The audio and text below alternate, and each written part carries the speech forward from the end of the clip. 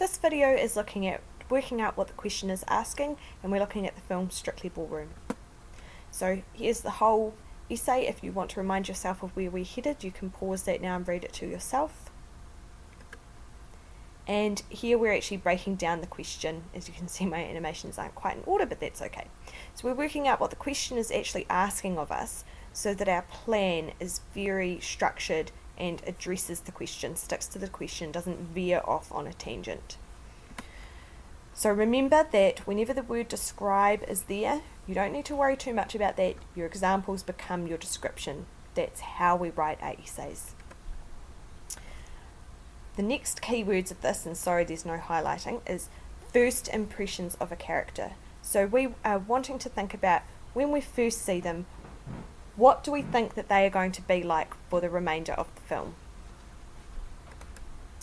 Then we want to think about what this word explain means, and again, sorry that's not highlighted. Remember, your explanations and your analysis become your explain how. So you don't need to stress too much about that as long as you write thorough explanations and analysis.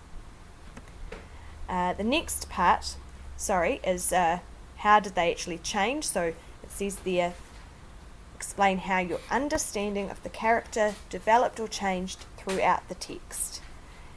And it's really important that we look at that word develop or changed and then throughout the text. So we want to think about the beginning, middle and end of the text. And an easy way to do that, to make sure that you hit all those points, is to make that your first, second and third paragraph, beginning, middle and end. And don't get too stressed out by this visual and or oral language features phrase. It's a fancy way of saying examples. It's the way that they do it in the level 1 exam to make sure that you remember to put techniques. Visual means things that you can see, oral means things that you can hear. It's as simple as that. Remember, you don't have that part when you're talking about a novel because you're only going to be using quotes.